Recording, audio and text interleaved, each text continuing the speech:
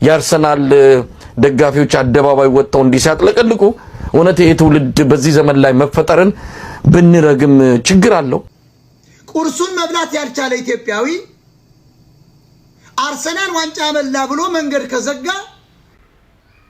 ምንድነው የምትሉት እንዴ? በዛም ሶሻል ሚዲያ ላይ የወጣችሁ ወጣቱን እንደዚህ ሆነ እንደዛ ሆነ በአርሰናል ተደሰተ ምን አገባ እንዴ? አንተ ፖለቲካ ያስደስታል አይደል? በዩቲዩብ ምናምን ፖለቲካ ላይ እየሸቃቀሉ መብላት ያስደስታል። እኛ ደግሞ እግር ኳስ ያስደስተናል። እኛ እግር ኳስ አርሰናል ያስደስተናል። እሺ ምን አገባ እንዴ? ምንድነው ሚዲያ ላይ እየወጣችሁ የምትቦጠለቁት እንዴ? ይሄ ወጣት ትላለ። ያንተ ትውልድ ምን ሰራ እንዴ? አረ በእግዚአብሔር ስም ምንድነው የምትሉት? ቆይ እኔ ግራ ገባኝ። መጣችሁ ይሄ ወጣት እንደዚህ ሆነ ምናምን። ልብ ካለ ና እዛ ሆኖ ውጭ ሆኖ ባወራ አይደለም። አንተ እዛ ሆነ ይሄ ወጣት ውጣና ታገል እንደዚህ ምናምን በል ትላለህ። ከማን ጋር ነው የምታገለው? ልብ ካለ ና አንተ አታግልም። ልብ ካለ እዛ የምታወራውን ወሬ ና እዚህ ሀገር ላይ ሆነን አውራው። እዛ ሆነ የምትቦጠለቀውን እዚህ መተህ ተቦጠለቀው። ከዛ ወጣቱ ይተከተላል። አሪፍ ሐሳብ ካለ ከዚህ ቀደም ስንት ነገር እንዳልነበረ ምን ኮንትራት በሉ ወጣቱን አስፈጅታችሁ ምንድነው ሐሳባችሁ እናንተ? ቆይ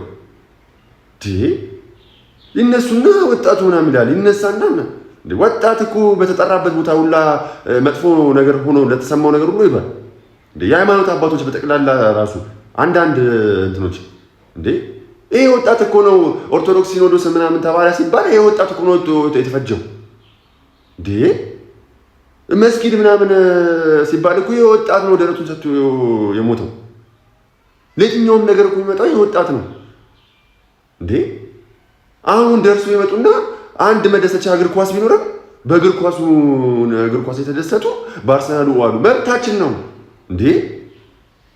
አንተ ሙዚቃ ፊልም ምናምን ያዝናናል፣ እኛ ደግሞ እግር ኳስ ያዝናናናል እንዴ።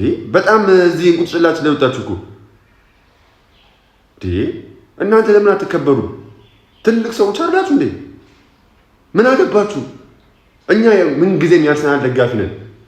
ደግሞ እኮ አንዳንድ አሽቃባጮች አሉ። በእናታችሁ አንዳንድ እግር ኳስ ተመልካች ነን የሚሉ ገና አሁን ነው መሰለኝ የጀመሩት።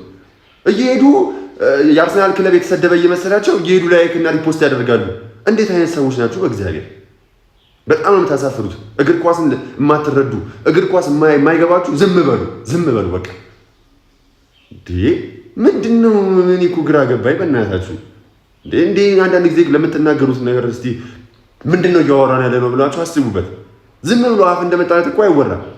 ወደ ጭንቅላት ሄዶ ይሄ ወደ ህዝቡ ሲሄድ ምን ይፈጥራል የሚለውን ነገር ማሰብ አለባችሁ። እናንተ የማታደርጉትን ነገር ወጣቱ እንዲያደርግላችሁ አትፍቀዱ። ሰውን ነርቨስ አታደርጉ። የሆነ ያልሆነ ነገር አታስቡ። እግር ኳስ ሰላማዊ መድረክ ነው እንዴ። ማንም ሊያስደስትህ የማይችለው እንጂ የምታክለው ነገር ማንም አያስደስትህ። እግር ኳስ ያስደስታል። እኛን ደግሞ እግር ኳስ ያዝናናናል።